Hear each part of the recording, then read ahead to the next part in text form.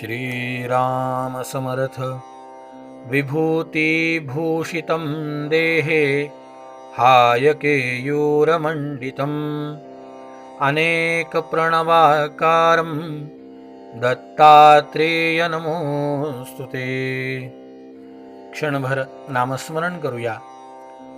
दिगंबरा दिगंबरा श्रीपादवल्लभ दिगंबरा, दिगंबरा दिगंबरा श्रीपादवल्लभ दिगंबरा, दिगंबरा दिगंबरा श्रीपादवल्लभ दिगंबरा, दिगंबरा दिगंबरा श्रीपादवल्लभ दिगंबरा, दिगंबरा दिगंबरा श्रीपादवल्लभ दिगंबरा।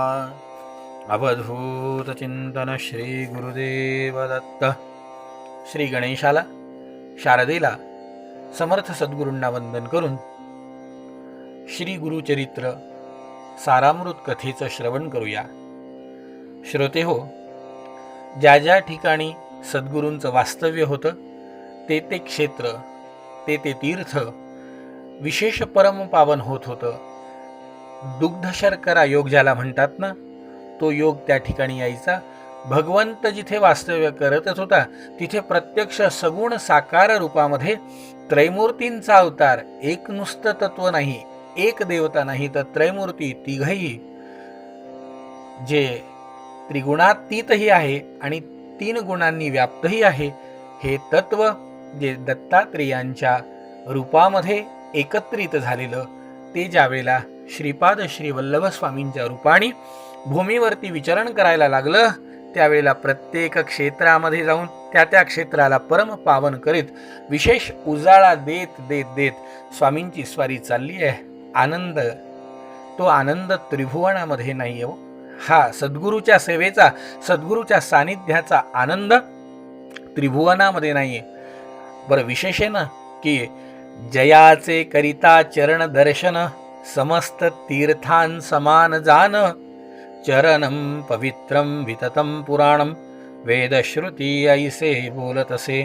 सगळे तीर्थ ज्यांच्या चरणामध्ये आहेत असे सद्गुरू तेच तीर्थ स्वतः करत करत फिरतायत। कशा करता? लोकानुग्रहा लागुने जात असे पर्येसा, मासचारी क्रमोणी तेथे चातुर्मास केला, 4 महिने गोकर्ण क्षेत्रावरती राहिले। पुढे आले निवृत्ती संगमाते, दर्शन देती साधू भक्ता ते, पातले तया कुरवपुरा।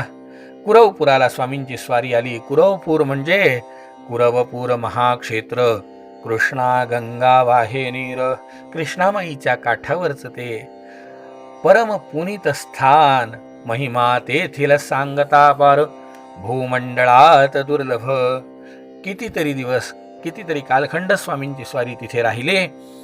तिथे राहिलेले असताना प्रत्यक्ष स्वामींची स्वारी जो कोणी दर्शनाला येतोय, जे जन भजती भक्तीसी, सौख्य पावती अप्रयासी, कन्या पुत्र लक्ष्मीसी, चिंतिले फळ पावती। जे कोणी दर्शनाला येत आहेत, जे काही त्यांच्या इच्छा आहेत स्वामींजवळ बोलून दाखवत आहेत, त्या सगळ्या इच्छा त्यांच्या पूर्ण होत आहेत। पुढे काय झालं? पुढे अवतार भावया गती, सांगे नायका एक चित्ती, श्रीपाद कुरवपुरा असती, कार्य कारण मनुष्यदेही। विशेष एक कथा झाली की वेदशास्त्र संपन्न ब्राह्मण होता तया ग्रामी। एक वेदशास्त्र संपन्न विप्र, त्याची भार्या होती देखा, नाम तिचे अंबिका। अंबिका नामक त्याची पत्नी सुशील होती, आचार सेवक होती। तिला पुत्र होऊन मरत होते। पूर्व कर्मफळ अर्जिती, अनेक तीर्थे आचरती, तिने केली परियेसा। संततीसाठी अनेक प्रयत्न केले, पण अनेक प्रयत्न करूनही तिला होतच नव्हती, संतती होत नव्हती। असं बरेच दिवस कालखंड गेला आणि बराच कालखंड झाल्यानंतर या अंबिकेला ऐसे असता जे होणार गती, दैवयोग कसा तरी जुळून आला, एक मुलगा झाला।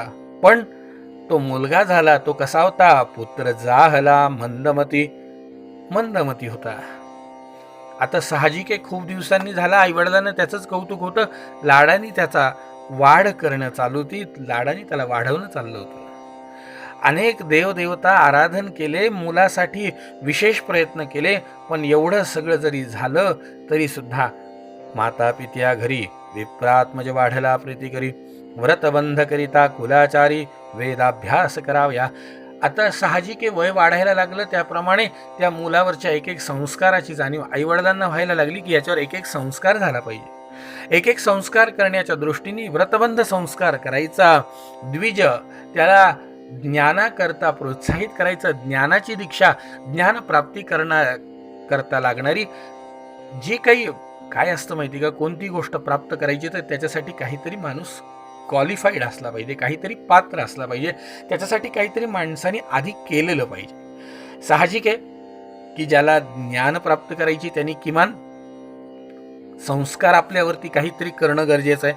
त्याच्यामध्ये अनेक संस्कार, संस्कार हा शब्द मंडळी कशासाठी आहे, काय करायचं काय संस्काराचं, संस्काराने होतं काय की एक प्रकारचं आपल्याला जे काही प्राप्त करायचे ज्ञान असेल, भक्ती असेल, बोध असेल, जे काही प्राप्त करायचं आहे ना, हे प्राप्त केलेली गोष्ट आपल्याकडे चिरंतन टिकण्याकरता, आपली पात्रता सिद्ध करण्याकरता तो संस्कार आहे. संस्कार कशा करता आहे, संस्कारातनं होतं काय की एक कवच प्राप्त होतं. ते कवच आपल्याला मिळणारं ज्ञान, आपल्याला मिळणारं जे काही भगवंताच्या अधिष्ठानातलं तेज आहे ते अनेक रूपाने असेल, संपत्ती असेल, बुद्धी असेल, वैराग्य असेल, सामर्थ्य असेल, जे षडगुण आहेत त्या षडगुणातला जो जो गुण आपल्याला भगवंताकडनं मिळणार आहे त्या मिळणाऱ्या गुणांना आपण व्यवस्थित रीतीने सांभाळण्याकरता संस्कार असणं फार महत्त्वाची गोष्ट आहे.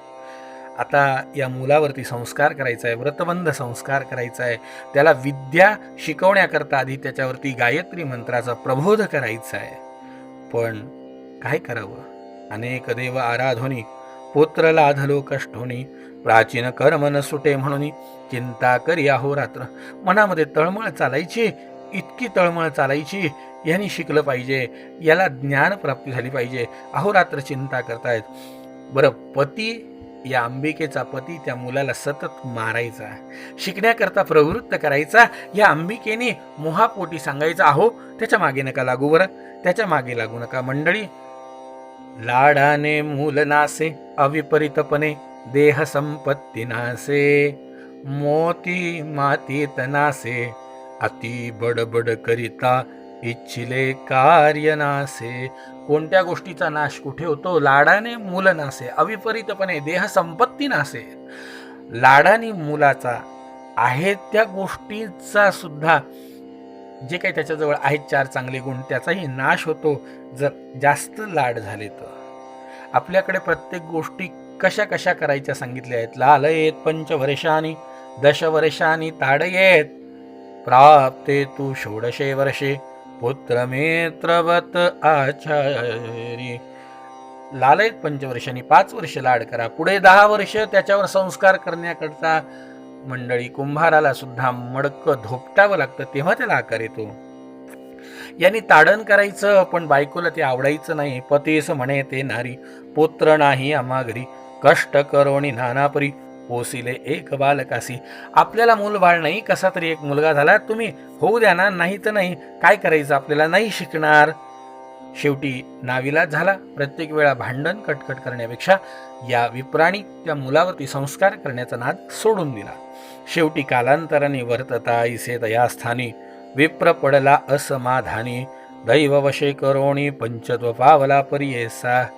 काळाच्या ओघामध्ये विप्राला इहलोकीची यात्रा संपवावी लागली. दोघं मायलेवक राहायला लागले कुरवपुरामध्ये.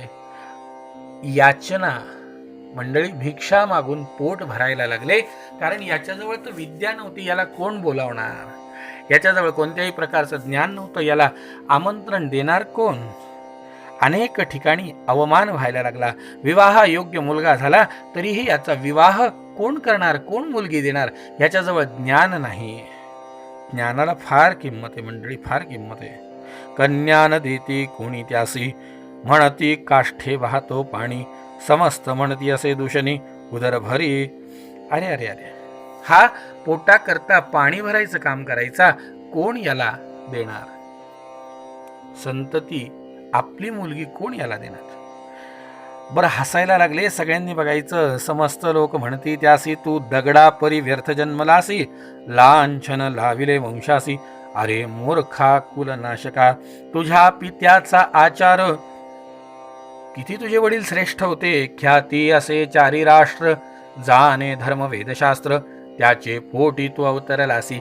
असा अभागी तू जन्माला आला, काय तुला बोलावं. जन्मोन या संसारी, काय व्यर्थ पशुचे परी. अनेकांनी अनेक निर्वत्सना करायची. अरे मरा जाऊन कशाला जगता. हे सगळं ऐकल्यावरती एक दिवस मंडळी ह्याच्या आईनी आणि यांनी मनाशी ठरवलंच की असं लांछनास्पद जगण्यात काय अर्थ आहे, लोकांचे अपशब्द झेलून जगण्यात काय अर्थ आहे.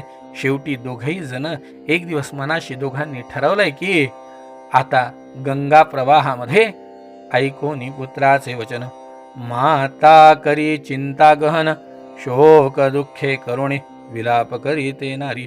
दोघही जण गंगेमध्ये जन्मोनिया संसारी, काय व्यर्थ पशुचे परी. गंगेमध्ये जीव देण्याकरता जातात. कृष्णामाईमध्ये जीव देण्याकरता दोघही मायलेवक गेलेत आणि गंगेमध्ये प्राण द्यायचा तो तेवढ्यामध्ये श्रीपाद श्री वल्लभ स्वामींची स्वारी स्नान करण्याकरता गंगेच्या काठावर आलेली. त्यांनी या दोघांना हे कृत्य करताना पाहिलं आणि जवळ जे शिष्य होते त्या शिष्यांना आज्ञा केली, जावोनी आना दोघांसी. दोघांना बोलावल्या गेलं. दोघांनी पायावर मस्तक ठेवलं. विनंती करायला सुरुवात केली. बाईंनी, महाराज महाराज. यांनी विचारलं, का बाई आपण जीव देत आहे? त्यांनी सांगितलं, काय सांगू महाराज, काय सांगू तुम्हाला. विप्रस्त्री तया वेळा, सांगतसे दुःख सकळा, म्हणे स्वामी भक्तवत्सला, तारावी आम्हा बाळांते. पुत्राविन कष्ट भारी, अनेक तीर्थे पदचारी, केले व्रत पूजा धरी, सकळ देवारा दिले. खूप व्रत केले, वैकल्य केले, उपोषण केले, दान धर्म केला. सगळे करून सुद्धा माझ्या पोटी हा मंदमती विप्र जन्माला आला. तरी एक इच्छा आहे माझी महाराज, की मला जाऊ दे, आता या जन्मी तर मुलगा झालाय मंदमती, पण पुढच्या जन्मी तरी मला मंदमती मुलगा होऊ नये. एवढ्या करता कृपा करी गा श्रीपाद यती, जन्मोजन्मी दैवगती, पुत्र न भावा मंदमती, ऐसा प्रकार सांगावा.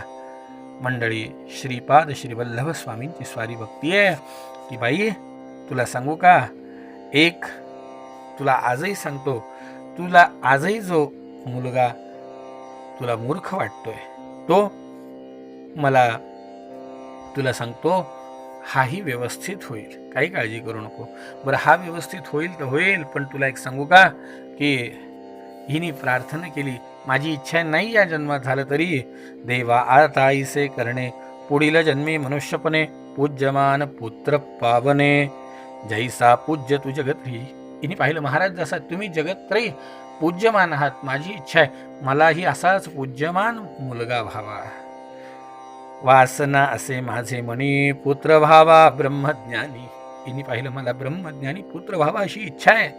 त्यांनी पाहिलं, सांगती कृपा भक्ती पाहोन, करीवो ईश्वर आराधन, पुत्र होईल श्रीहरी असा. भगवान श्रीपाद श्री वल्लभ स्वामींची स्वारी सांगते, अंबिके तुला एक सांगतो, तू एक काय कर, ईश्वर आराधना कर. ईश्वर आराधनेने तुला तुझी जी इच्छा आहे त्याप्रमाणे पुत्र प्राप्त होईल. स्वामी सांगायला लागले, तुला माहिती आहे का, अगं गवळ्यांघरी श्रीहरी आईचा पुत्र जन्म कसा झाला. भगवान त्याच्या घरी जन्माला आले, गवळ्याच्या घरी वाढले. कशामुळे वाढले तर तुला सांगू का, गवळियाचे घरी देखा, कृष्ण उपजला कारणिका, व्रत केले गवळी ऐका, ईश्वराची आराधना. या सगळ्या गवळ्यांनी ईश्वराची आराधना केली आहे. कशा प्रकारे केली तुला सांगू. उज्जैनी नाम नगर असी, जाहले विचित्र एक ऐका. उज्जैनी नगरामध्ये चंद्रसेन नावाचा धर्मपरायण राजा, मणिभद्र त्याचा मित्र, ईश्वर आराधना करणारे, महादेवाची प्रचंड भक्ती, या दोघांनी महादेवाची जी प्रचंड भक्ती केली, या भक्तीला प्रसन्न होऊन देवानी एक चिंतामणी, एक मणी असा दिला जो राजाला मिळालाय. कोटी सूर्यांचा प्रकाश, माणिक शोभे महासरस, कंठी घालिता महाहर्षत तया मणिभद्ररायासी. मणिभद्ररायाला आनंद होता. त्या मण्याचं लक्षण सुवर्ण होय लोह पाषाण, तेज फाकले ज्यावरी जाण, ते कनक होय परियेसा. ज्याच्यावरती या भगवंतानी दिलेला जो माणिक होता, जे रत्न होतं, हे रत्न चिंतामणी, ते ज्याच्यावरती प्रकाश पडेल तो प्रकाश त्याला सुवर्ण मिळत करत असेल. तर साहजिक आहे की असा राजाजवळ कोणता मणी आहे हे कळाल्यावरती बाकीचे शत्रू वाढायला लागले. हितचिंतक पेक्षा या शत्रूंची स्वारी वाढायला लागली. बरेच जणांनी तर म्हणायचं की तुला मोल पाहिजे असले तर मोल घे, पण हा माणिक आम्हाला देऊन टाक. म्हणते विक्रय करून देखा, आपण द्यावे जी मानिका, नसेल तर आम्ही युद्ध करतो. या राजावरती युद्धाची वेळ आली आहे. पण राजाने उज्जैनी नगरामध्ये आला. त्या दिवशी शनिवार होता, त्रयोदशी होती. शनी प्रदोषाच्या दिवशी या राजाची स्वारी महाबळेश्वर लिंगासी. पूजा करीतो राजा हर्षी, गवळियाचा कुमार भावयासी आला तेथे शिवालया. मंडळी, ईश्वराराधना, महाकालेश्वराच्या स्वामींची स्वारी, राजांची स्वारी, भगवान महादेवाची उपासना खडतर करणारा पूजा करायला तिथे आला. इकडे शत्रू आलेले असू द्या, पण त्यांनी पूजेला महत्त्व आधी दिलं. इकडे महत्त्व पूजेला दिलंय. तो याच्या परिसरामध्ये काही गवळ्यांचे मुलं खेळत होते. त्यांनी पाहिलं राजा जशी पूजा करतोय तशी आपण पूजा करू. यांनी काय केलं, मातीचंच गंध केला, मातीचंच हळद केली, मातीचा कुंकू केला, चिखलाचा गंध केला, दगडाचा नैवेद्य केला, झाडा पाना फुलांची पुष्पांजली केली, नैवेद्य दाखवला. आणि सगळेजण त्या राजा जशी पूजा करतोय तसे यांनी खेळामध्ये खोटा खोटा महादेव केला. खोटी खोटी पूजा चालली आहे, माती दगडांनीच पूजा चालली आहे. हे सगळं चालू असताना मंडळी, त्या गवळ्यांमधला एक गोपकुमार इतका तल्लीन झाला पूजेमध्ये की ही पूजा चालू असताना त्यांनी बघितलं, घरी जेवायला बोलवायला आलं. त्यांनी सांगितलं येणार नाही. शेवटी घरून आई घ्यायला आली. मंडळी, आईने त्याला मारलं, पण त्यांनी सांगितलं नाही आई, मी इथे आता शिवाची जी पूजा केली आहे ही पूजा सोडून मी येणार नाही. लय लावोनी लिंगस्थानी प्राण तेजो पाहे निर्वाणी. पूजा मोडून टाकणार नाही, मी घरी येणार नाही. आईने खूप मारलं. आईने याची हाताने पूजा मोडून टाकली. पण मंडळी, या मुलानी मात्र पूजा मोडली तरी तिथेच लय लावून बसला. प्रसन्न झाला शूलपाणी तया गोपसुता ते. याची भक्ती पाहून, याचा भगवंतावरचा दृढ विश्वास पाहून एका क्षणामध्ये अंतर द्रवलं.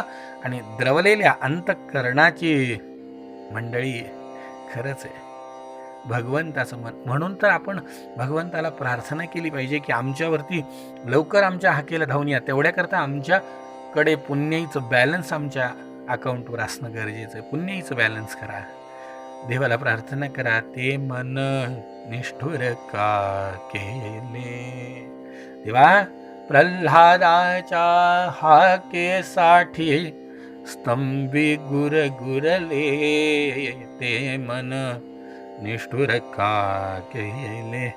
मंडळी, तो रडतोय, आवाज देतोय आणि भगवंत त्याच्या हाकेला धावून आले. डोक्यावरून हात फिरवला. जे जे तू मानसी इच्छिसी, पावेल देते धरी मानसी. अखिल सौख्य तुझी वंशी, पुत्र पौत्र नांदतील. त्या मुलाला आशीर्वाद दिला की तू इतकी भक्ती केलीस की तुझ्यावर प्रसन्न होऊन तुझ्या इच्छा तर पूर्ण होईलच, पण तुला एक सांगू का, तुझ्या गवळियान घरी याच परी पुत्र पौत्र माझाही अवतार आपल्या घरी येईल. कोटी सूर्यप्रकाश शिवालय तयार केल्या गेलं. भगवंतांनी याची मोडलेली पूजा पुन्हा व्यवस्थित केल्या गेली. आणि भगवंत बघतायत याच्या आईने पूजा मोडली का, तिला शासन करू यांनी पाहिलं नाही. देवा, अज्ञानामध्ये आईकडनं चूक झाली, क्षमा करा. क्षमा करा म्हणल्यानंतर यांनी पाहिलं, क्षमा मागितली. याच्या राज्यामध्ये एवढा प्रकाश कशाचा पडला.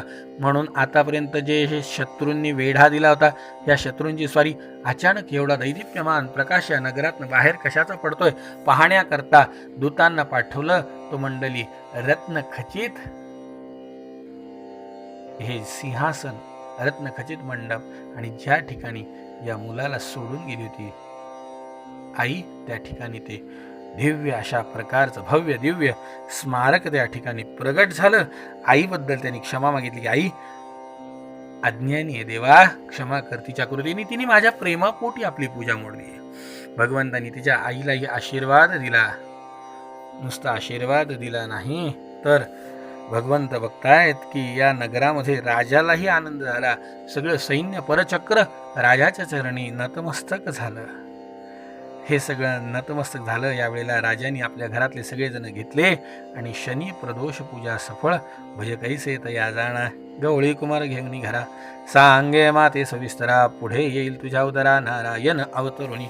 जो आशीर्वाद भगवंतांनी दिला तोच आशीर्वाद आईला येऊन सांगितला की तुझ्या पोटी स्वतः भगवंत जन्माला येणार आहे. आईसा ईश्वर प्रसन्न झाला. प्रदोष पूजेने तया फळला. असं प्रदोष पूजेचं महात्म्य आहे. भगवंताच्या पूजेचे पण जे व्रत आहेत, सोमवार व्रत आहे, प्रदोष व्रत आहे, शिवरात्र व्रत आहे, यातनं जे जे शक्य होईल ते व्रत करण्याचा प्रयत्न करायचा. यांनी केलंय प्रदोष व्रत. या प्रदोष व्रताचं त्यातल्या त्यात शनी प्रदोष व्रत केलंय. ह्या विशेष प्रदोष पर्व काळावर सूर्यास्तानंतर त्रयोदशीच्या दिवशी सूर्यास्तानंतर साधारण 2 ते 2.5 तासांचा जो कालखंड आहे याला प्रदोष वेळ म्हणतात. या प्रदोष वेळेवरती भगवान महादेवाची केलेली आराधना सफल झाली ही आख्यायिका स्वतः श्रीपाद स्वामींनी श्री वल्लभ स्वामींनी अंबिकेला सांगितली. अंबिकेला सांगितली तू काळजी करू नको, तू ईश्वराची आराधना कर. तुला जसा भगवान गोपाल कृष्ण त्या वंशामध्ये जन्माला आले ना, तुझ्याही पोटी तू काळजी करू नको. तुझे मनी असेल जरी होईल पुत्र मज सरी, माझ्यासारखा मुलगा होईल, तू काळजी करू नको.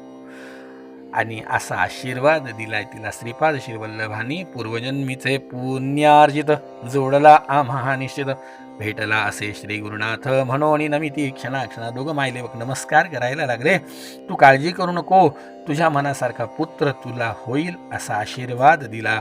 आणि श्रीपाद श्रीवल्लभ स्वामींनी तिच्या मुलाला ज्ञानी केलं, वेदशास्त्र संपन्न केलं, पूज्य केलं. विवाह झाला, त्याला पुत्र पौत्र झाले. गुरुकृपा काय सांगावं. आईसा श्री गुरुकृपावंत भक्तजना असे संरक्षित, ऐक शिष्या एकचित्त नामधारक श्रीमता.